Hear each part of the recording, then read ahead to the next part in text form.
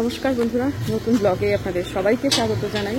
আশা করছি ভালো আছেন সবাই, যে যেখানে আছেন। রিক্সা রিক্সা রিক্সা যাবেন? ও ভাড়া আছে তো। হ্যাঁ, ওই যে আমার মাতৃদেবী হাত নাড়াচ্ছেন। এখন বাজে 8:30-8টার সময় যাওয়ার কথা, আমার 8 ঘন্টা দেরি হয়ে গেছে। কিন্তু সে নিয়ে অন্তত এই ক্ষেত্রে খুব একটা আত্মগ্লানি নেই আমাদের। সকালবেলাতে ওকে এই জন্য একটু দেরি হতেই পারে, এত রকম ব্যাক টু ব্যাক কাজ থাকে। চলো, কিন্তু ওর শরীরে খুব ব্যথা, খুব একটা শরীরটা ঠিক নেই, কিন্তু যেতে হবে না। আমি যেহেতু টাইম দিয়েছি সেহেতু হাঁটা ছাড়া কোনো গতি নেই। কাছেই যদিও, কিন্তু তবুও একটা টোটো বা রিক্সা কিছুই পেলাম না। ঠিক আছে, চলো এদিক দিয়ে, চলো এদিক দিয়ে গেলে সুবিধা হবে আমার। আগে এই গাড়িটা আমাদের বাড়ির সামনে দাঁড়াতো, সুষমার আপত্তি করে এখন এখানে দাঁড়ায়।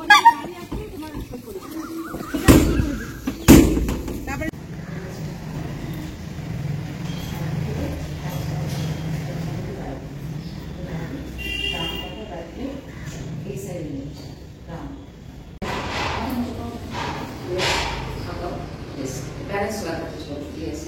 One. Knee should be straight. Knee bend হবে না. Complete body pressure to yes. মাথা নিচে স্টিফ রাখবে না, বলি স্টিফ দিলাম। One. স্টিফ না. Two. Three. মাথা নিচে. Three. করতে যখন চিন্তা নেই, মাথা নিচে করো তুমি। 5, 6, 7, 8, 9. Slowly up. Yes. Stay. আজকে আমি 1 ঘন্টা খানেক সময়, যদিও পুরো 1 ঘন্টা না হলেও কাছাকাছি সময়টা আমি বসেই ছিলাম। আমার ভালোই লাগছিল দেখতে। অনেকদিন পরে এখানে আসতে গিয়ে আজকে এটা দেখলাম, বিশাল বড় প্রকাণ্ড বেল গাছ। জানেন, বাড়ির খুব কাছে না, মানে একেবারে বাড়ির সংলগ্ন জায়গাতে নিম গাছ লাগাতে নেই। নিমের শিকড় না বাড়ির ভিতের ভীষণ ক্ষতি করে দেয়। কিন্তু বেল গাছ লাগানোতে কি কোনো মানে এরকম নিষেধাজ্ঞা রয়েছে? কারণ বেল গাছ তো অনেক বড় হয়, তাই না? আমাদের দিনহাটার বাড়িতে বেল গাছটা আছে, যে বাস্তুতে বেল গাছ থাকে সে বাস্তু ভীষণ শুভ বলে মনে করা হয়। আমাদের তো কামিনী ফুলের গাছটা কাটা হয়েছে, আমার না খুব ইচ্ছা ওখানে একটা বেল গাছ লাগানোর। আজকে প্রথম বলছি, কিন্তু এখনো গুড়িটা উঁচিয়ে রয়েছে, এখনো আশায় আছে যদি একটু ডাল অন্তত গজায়। কিন্তু আমার শ্বশুরমশাই চাইছেন না যে ওই গাছটা আর হোক, যার ফলে মনে হয় না গাছও মানুষের মর্ম বোঝে। অভিমানও হয় গাছের, হয়তো বা কামিনী ফুলের গাছটা গেছে, তো সেই জায়গাতেই একটা বেল গাছ লাগালে কি খুব ক্ষতি হবে? আসলে ওটার সাথে তো আমাদের বাড়ির ভিতের দূরত্ব একদমই একটুখানি, মানে বসত বাড়ির দূরত্ব। তো সেটাই আসলে একটু চিন্তা করছি আর কি। তো যাই হোক, আপাতত বাড়ি চলে এলাম। আসার পরেতে টুকুরকে বানিয়ে দেবো একটুখানি পরোটা দিয়ে, ওই বাটারে ভাজা, আমাদের তো সাদা তেল বহুদিন ধরে ঢোকা নেই আর কি, তো ওই বাটারে ভাজা শশা ছড়িয়ে দিয়ে, এটাকে ও পরোটা গাছ বলে থাকে, ছোটবেলায় গাছ রুটি বলতো। তো সেটাই একটুখানি বাটার দিয়ে ভেজে দেওয়া, যৎকিঞ্চিত বাটার দেওয়ার চেষ্টা করেছি। 3টে পরোটা ভেজেছি বটে, যতটা তেল হলে একটু বেশি লাগতো। বাটারটার ব্যাপারে আমি একটু হিসেবি, ইনফ্যাক্ট তেলের ব্যাপারেও তাই, স্বাস্থ্যের কারণে হিসেবি বন্ধুরা, অন্য কোনো কিছু নয়। তো যাই হোক, সেটা দিয়ে ভেজে দিলাম। তারপরে একটু কুচিয়ে নিয়েছি। আজকে যেহেতু শনিবার, পেঁয়াজটা দেওয়া গেল না, ডিমও দেওয়া গেল না। অন্য সময় হলে এখানে আমি ডিম দিয়ে করে দিতাম। তো যাই হোক, ঠিক আছে, আপাতত এটা দিয়েই করে নিলাম, পেঁয়াজ না দিয়ে, শুধু শশা দিয়ে একটুখানি কুচি কুচি করে কেটে নিলাম। নিয়ে এসে শশাটার মধ্যে একটু গোলমরিচ আর একটু লবণ ছড়িয়ে দিয়ে, মাছ বরাবর দিয়ে একটা ওই যে ছোট ছোট পাউচ হয় না যে সস, ওই একটা সসই 3টের মধ্যে ভাগ করে দিয়েছি। আমি বলেছি কোনোটাতে যদি কম পড়ে তো পড়বে, কিন্তু একটার বেশি 2টো সসের পাউচ আমি কাটবো না। তো যাই হোক, ঠিক আছে, আপাতত হয়ে গেল পরোটাটা ভাজা। তারপর শশাটা ছিল না ঘরেতে, জানেন তো, ভীষণ বুড়ো, মানে একটা ছিল, সেটা মাকে দিয়ে দিয়েছি, মা ওই পুজোতে দেবেন সেই জন্য। তো এই শশাটা একদমই বুড়ো হয়ে গেছে। আর এখানে আমার পতিদেবতা এসছেন, বিভিন্ন ব্যাপারে আমাকে, তার তো মাঝে মাঝে একটু বাড়িতে থাকলেই তিনি আমাকে জ্ঞান দিতে মাঝে মাঝে চলে আসেন, যেখানে সেখানেই আর কি। তো সেরকমই একটা ব্যাপার আর কি। তো যাই হোক, ঠিক আছে, আপাতত আধখানা শশা কেটে নিলাম। শশাগুলো একেবারেই বুড়ো হয়ে গেছে।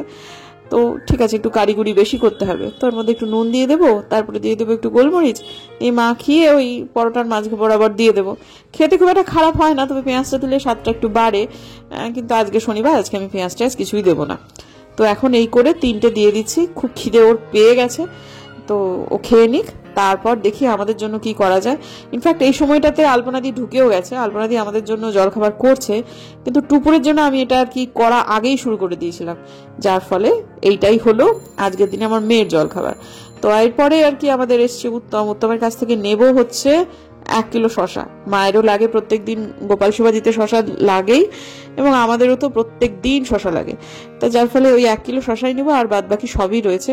আর ইদানিং আবার দেখছি উত্তম আমও নিয়ে এসছে, তবে আমগুলো বড্ড বেশি দামি বাবা, অত দাম দিয়ে আম খাওয়া যাবে না। তো এখন এই যে তিনখানা ফুটেছে আজকে সাদা জবা, আর 1খানা গোলাপি জবা। মা তুলে ফেলার আগে ভাবলাম চটপট আপনাদের একটু দেখিয়ে দিই। এই যে আপনাদের ব্লগে দেখিয়ে দেওয়া হয়ে গেল, এরপর আর যদি এগুলো তুলেও নেয় তাহলে আমার কোনো আত্মগ্লানি নেই। তো তারপর নিচে এসেছিলাম শ্বশুরমশাইয়ের সাথে কথা বলতে, সেখানে দেখলাম এই যে রবীন্দ্রনাথের হাতে গোলাপ এবং গীতাঞ্জলি প্রতিবাদ করতে যাচ্ছে শিক্ষকদের সাথে যে অন্যায় হয়েছে তার। মানুষ না দুঃখেও হাসে বন্ধুরা, জানেন তো, এক্ষেত্রে আমি দুঃখেই হাসছি বটে। তো যাই হোক, ঠিক আছে, আপাতত এরপর আমি একটু ছাদে যাব। বুঝতেই পারছেন চেয়ার নিয়ে যাচ্ছি, তার মানে আমার মাতৃদেবীও আমার সাথে। এই প্রথমবার এই যাত্রায় মা যাচ্ছেন ছাদে। পদ্ম গাছের ব্যাপারে মার খুব আগ্রহ, কিন্তু কটা দিন পায়ে খুব যন্ত্রণা ছিল।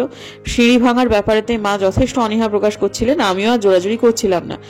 অন্যান্য বার যেটা হয়, যে কদিন এসছেন তে কদিনে মার অন্তত 1-2 বার তো বাইরে বেরোনো হয়ই, মানে এই বাজার হাট টুকটাক এদিক ওদিক যাওয়া, কিন্তু এই যাত্রায় মা সেটা করতে চাইছেন না। আমিও আর জোরাজুরি করছি না। এই প্রথম এবারে বললেন যাইমা তোর ছাদটা দেখে আসি। ছাদটা দেখতে ভালোই লাগে, চতুর্দিকটা খোলা, চারদিক। আর মা তো এখানে বেশ কিছুদিন ফ্ল্যাটেতে ছিলেন, কাজে আশপাশটা মায়ের মোটামুটি পরিচিত। আর তাছাড়াও আমার এতদিন হলো বিয়ে হয়েছে, মা বাবা কতবার এসেছে, আশপাশ তো পরিচিত হবেই। কিন্তু ফ্ল্যাটে থাকাকালীন মা তো ভীষণ সামাজিক মানুষ, মানে বেশ আলাপী মানুষ, সদালাপী মানুষ আর কি। সুতরাং আশপাশে সবার সাথে মার বেশ আলাপও হয়ে গেছিল। এ কদিনে মা যে আলাপ জমিয়ে ফেলেছিলেন, আমরা এত বছরে সেটা জমাতে পারিনি। তো যাই হোক, ঠিক আছে, সেই সমস্ত প্রতিবেশীদের খোঁজ নেওয়া, হ্যানা ত্যানা, সেগুলো সমস্ত কিছু এই ছাদে উঠে মা আজকে করলেন।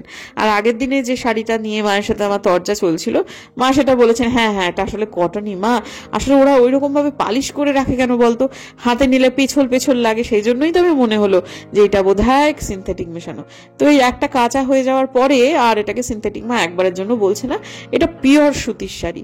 তো যাই হোক, এখন আপাতত মা ওপরে এসেছেন, আমিও চতুর্দিকটা একটু মাকে ঘুরিয়ে ঘুরিয়ে দেখছি, দেখাচ্ছি যে মা দেখো নিচের থেকে কিরকম লাউ এবং কুমড়ো একসাথে উপরে চলে এসেছে, এবং তারপরে কেমন দড়ি দিয়ে আমরা জালও করে দিয়েছি।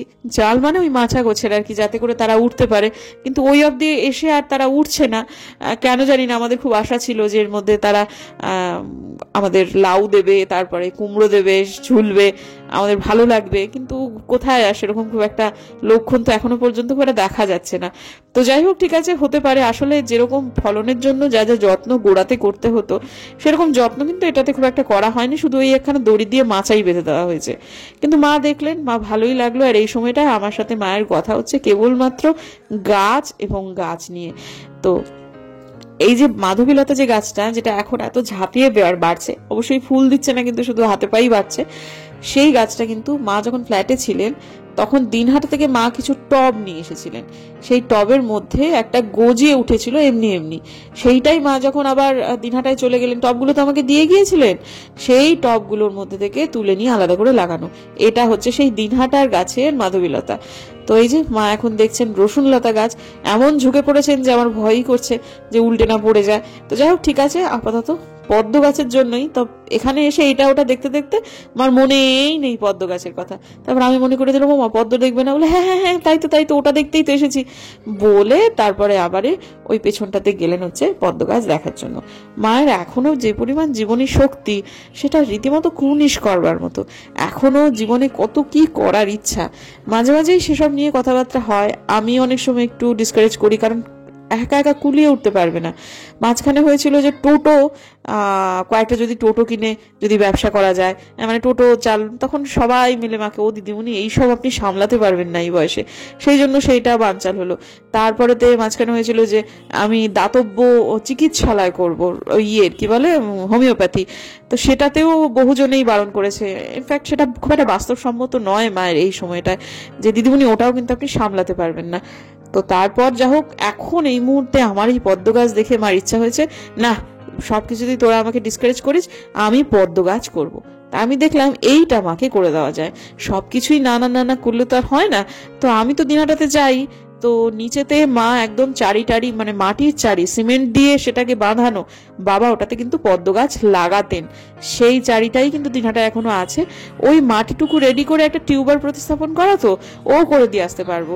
আর আমি শুধু মায়ের এই যে প্ল্যান করা এবং বানচাল করা এই অর্থেই বলছি যে মার এখনো কি পরিমাণ মনের জোর এবং সেগুলো যিনি মাথায় আসছে, তিনি বলছেন, তিনি করবার ইচ্ছা প্রকাশ করছেন, এইটাই কিন্তু অনেক বড় একটা শিক্ষণীয় ব্যাপার বটে। তো যাই হোক, যেটা বলছিলাম যে পদ্ম গাছের ব্যাপারটাতে আমি কিন্তু সত্যি এবার মাকে বলেছি, হ্যাঁ মা আমি পদ্ম গাছের ব্যাপারে তোমাকে হেল্প করব। টিউবার আমি শিলিগুড়ি থেকে নাই বানিয়ে গেলাম। আমি কুচবিহারে 2-3 জন পদ্ম গাছ করেন, তাদের মধ্যে একজন খুব এক্সপার্ট আছেন, সে ভদ্রলোকের হদিশ কিন্তু আমি জানি। একটু ইজি ব্লুম করে যেগুলো, তার মধ্যে বুচা আছে, আমেরিকা মেলিয়া আছে, অনেকগুলো ইয়ে আছে যেগুলো কিন্তু খুব ভালো ইয়ে করে, ব্লুম করে। তার মধ্যেই কোনো একটা লাগিয়ে দিয়ে চলে আসবো। একতলায় এমন একটা জায়গায় রাখতে হবে যেখানে একেবারে সরাসরি রোদ্দুরটা পায়, সেই রকম জায়গা কিন্তু আমাদের দিনহাটার বাড়িতে আছে, অন্তত গ্রাউন্ড ফ্লোরে। আর এইটা মায়ের চোখের সামনেই রাখতে হবে। আর করবোই যখন, তখন একটা কেন করবো, 2-3টে করে নেব। হ্যাঁ, তো এখন আপাতত আমার তো দিনহাটার বাড়িতে কথা চলে বন্ধুরা। আমি বললাম, মা ফোন করে লোকজন ডেকে এনে দিলেন, হয়ে গেল।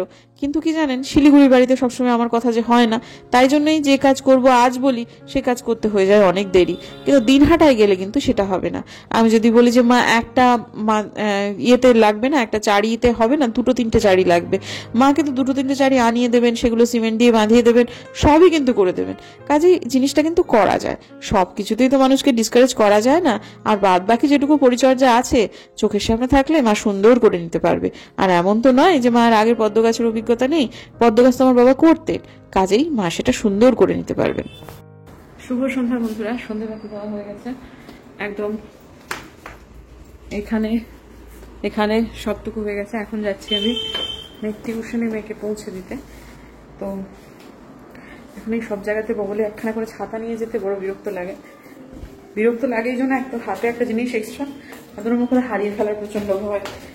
তো যাই হোক, বেরোই। আজকে আদিত্যকে নিয়ে যাচ্ছি না, কারণ আমি আগের দিনে মার্কেটে কাজগুলো করে আসতে পারিনি। আজকে একটু মার্কেটে কিছু কেনাকাটা আছে, সেগুলো কিনে করে তারপরেতে একটু একটা গাছ কিনবো, সেইটা কিনে তারপরে বাড়ি আসবো। মানে টুকুরকে নিয়ে একবারে আসবো, 1.5 ঘন্টার সময় তুড়ি মেরে উড়ে যায়। আজকে কি হয়েছে জানেন তো, আমি যখন ওপরে আছি তখন আমি আলপনা দিকে একটু হাঁক দিয়ে বলেছি, আলপনা দি টোটো বা রিক্সা যা হোক একটা কিছু হোক, সেটা তুমি একটু ধরো, আমরা যাবো। তো আলপনা দিয়ে একটা রিক্সা ধরেছেন, কিন্তু আমাদের গন্তব্যটা ভদ্রলোককে বলে দেননি, রিক্সা চালক দাদাকে তাকে। তাই যখন ওই বাঘাযতীন পার্ক প্রায় পেরিয়ে যাওয়ার জোগাড়, আমি তখন বুঝতে পারি যে গন্তব্য ভদ্রলোক জানেন না। আমি জিজ্ঞেস করুন, দাদা আপনি জানেন আমরা কোথায় যাবো? বলে না তো। আমরা ওইখানটাতে যাবো যেটা বলে দিলাম। তো রাস্তাটা তখন বলেন ঠিক আছে, কোনো অসুবিধা নেই। তারপর এই কলেজের এই দিকটা দিয়ে ঘুরিয়ে দিলেন। যদি আমরা ওই বিবেকানন্দ স্কুলের পাশ দিয়ে যেতাম তাহলে সুবিধা হতো, কিন্তু তারপর উনি অনেক গলি দিয়ে সুন্দর সুন্দর জায়গা দিয়ে আমাদেরকে নিয়ে গেলেন। এই যে চিপা একটা গলি, এটা হচ্ছে হাকিমপাড়া বালিকা বিদ্যালয়ের পাশে একটা সরু রাস্তা আছে, এই রাস্তা দিয়ে আগে আমি এসেছি। এই যে এখন যেখান দিয়ে মানে চলছেন সেখানেও আমি খুব কম হলেও এসেছি, কিন্তু এরপর যে গলিগুলো দিয়ে গেল সেগুলো আমরা আগে কখনো দেখিনি। আর কি সুন্দর সুন্দর সব বাড়ি, অভিজাত পাড়া, এগুলো কিন্তু হাকিম পাড়ার ভেতরগুলো, জানেন তো, আশ্রম পাড়া, হাকিম পাড়া, এই সমস্ত জায়গাগুলো কোনোদিন আসেনি। যদি কোনোদিন এখানে কেউ আমাকে ছেড়ে দিয়ে বলে বাড়ি যাও, আমি বাড়ি যেতে পারবো না। রাস্তাগুলো আমি চিনি না, এত বছর শিলিগুড়িতে আছি, এই রাস্তাগুলোতে কখনোই আসেনি। আমার খুব ভালো লাগছিল এরকম ভাবে যেতে। এক তো হচ্ছে দিনের আলো এখনো আছে, বাড়িগুলোকে খুব সুন্দরভাবে দেখতেও পাচ্ছি। আর এত সুন্দর সুন্দর বাড়ি, প্রত্যেকটা বাড়ি তো আমি বহুবার বলেছি যে এক একটা করে উপন্যাস, ভেতরে হার জিত, লড়াই, আনন্দ, দুঃখ, কত রকমের গল্প। আমার খুব ভালো লাগে এরকম ভাবে যেতে। তো বেশ খানিকটা যাওয়ার পর তারপর মনে হলো রাস্তাটা চিনতে পারছি। সেটা হচ্ছে এই যে, এটা হচ্ছে মনের মানুষ একটা রেস্টুরেন্ট। এটা আমি দুপুরে টিউশনে যেতে আসতে অনেকবার দেখেছি, যার ফলেতে এই মনের মানুষ রেস্টুরেন্টটা পাশ দিয়ে যখন বেরোলো তখন বুঝলাম এবার আমরা চেনা জায়গায় চলে এসেছি। তো যাই হোক, তারপর টুপুরকে নামিয়ে দিলাম। নামিয়ে দেওয়ার পর ভদ্রলোককে নিয়েই চলে গেলাম বিধান মার্কেটে আমার বেশ কিছুটা কাজ আছে, যদিও সবগুলো কাজ যে হলো তা না। আর আমি গাছটাও আজকে আর কিনিনি, গাছটা কিনতে গেলে আমার একটু সময় লাগতো বেশি, 1.5 ঘন্টা সময় না খুব দ্রুত কেটে যায় বন্ধুরা, জানেন তো। আর এই ভদ্রলোক খুব ভালো মানুষ। প্রথম কথা হচ্ছে শিলিগুড়ির লোকাল লোক, সব গলিগুজি চেনে, আর রেটটাও কিন্তু ঠিকঠাক জানে। এত যে ঘুরিয়ে ঘুরিয়ে আমাদের নিয়ে এলো, ভাড়া যে খুব বেশি নিল তা মোটেই নয়, বরং যেটা ভাড়া ঠিক সেটাই নিল। তো এসেই প্রথমে এখানে একটা মা তারার ফটো, সেটার দিকে চোখ চলে গেল, কিন্তু বেশ অনেক বেশি দাম চাইছে জন্য নিতে পারলাম না, সাইজটাও অনেক বড়।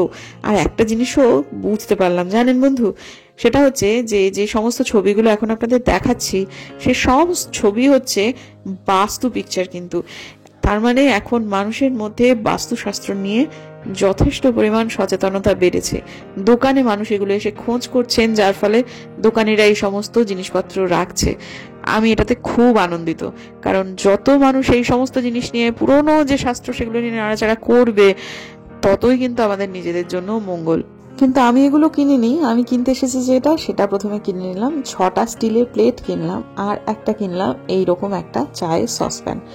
আমার ছোট সসপ্যানটা যেহেতু চা হয়, আমার মায়ের শিউলি পাতা ফোটাতে, তারপরে আরো ওই আমাদের আরো টুকটাক সকাল তো অনেকবার ফোটাতে হয়, আমার খুব অসুবিধা হয় এই ডেকচি ওই ডেকচি সাঁড়াশি দিয়ে ধরা। তার থেকে বাবা আমার একটা কিনে নেওয়াটা ভালো।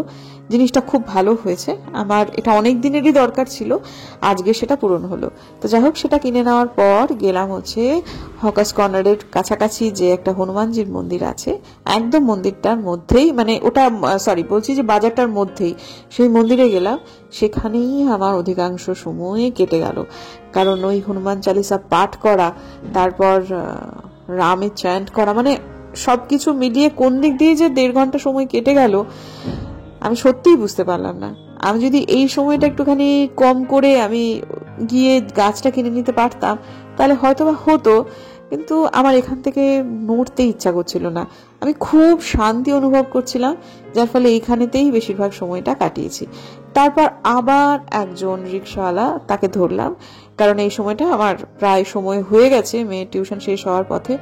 এবং সেই ভদ্রলোক আবার, কিন্তু এটা এখন খুব চলছে বন্ধুরা, জানেন তো, সেটা হচ্ছে আমার মেয়ের বিয়ে, আমাকে টাকা দাও। 20 টাকা ভাড়া ঠিক হলো, তারপর যখন নামছি তখন একদম মুখের কাছে এসে মুখ নিয়ে বলছে আমার মেয়ের বিয়ে, আমাকে টাকা দাও। কত না, 200 টাকা। মানে আমি আজকে এত বিরক্ত হয়েছি যে এই প্রবণতাটা বেশ কিছু রিক্সাওয়ালার মধ্যে ভীষণ রকম খেয়াল করছি কিছুদিন থেকে, অবশ্য নতুন না। আমার মেয়ের বিয়ে, আমাকে টাকা দাও, এই যে, মানে বাপরে বাপ, ঠকবাজি চূড়ান্ত। এরা না টার্গেট করে সেই সমস্ত মহিলাদের যারা একা একা যাতায়াত করে বা সাথে কোনো পুরুষ নেই। এটা কিন্তু একদম 100% আমি জেনেই বলছি বন্ধুরা, জানেন, কেউ কিন্তু দেবেন না, এগুলো সমস্ত ঠকবাজি। তো যাই হোক, তারপর ওয়ানাক্কাম ধোসাতে একটুখানি দাঁড়ালাম। বাড়িতে সবার জন্যই আজকে একটু রাত্রে ধোসা নিয়ে যাব, যেহেতু শনিবার, সেহেতু আজকের দিনটা তো বোঝা হোক কেটে যায়, কিন্তু সন্ধ্যেবেলাতে মানে রাত্রের খাবারটা না আমার হাজবেন্ডের, ও তো একদম নিরামিষ খেতে পারে না, ও একটুখানি কিরকম কিরকম করে, খেতে চায় না, দেরি করে খেতে। তাই আমি বলেছি ঠিক আছে, আজকে যখন জানি লোকটা ধোসা খেতে ভালোবাসে, তো ভানাকাম ধোসাটা রাস্তাতে পড়লো, আর বানায়ও দুর্দান্ত, যার ফলে এখান থেকে নিয়ে নিলাম। তো সেই নিয়ে এবার বাড়ি যাই। বাড়িতে গিয়ে তো সেই প্রাত্যহিকই, আর 5 দিনের থেকে আলাদা বিশেষ কিছুই নয়। সেই জন্য ব্লগটাকেও আর অতিরিক্ত বড় করছি না বন্ধুরা, আজকের দিনের জন্য বিদায় নিচ্ছি। যদি আমার ভিডিও ভালো লাগে তাহলে প্লিজ সাবস্ক্রাইব করবেন, নোটিফিকেশন বেলটাকে অন করবেন, যাতে ভিডিও দিলেই নোটিফিকেশন চলে যায় আপনাদের কাছে। দেখা হচ্ছে আগামীকাল একটা নতুন ব্লগে, ততক্ষণের জন্য বিদায়।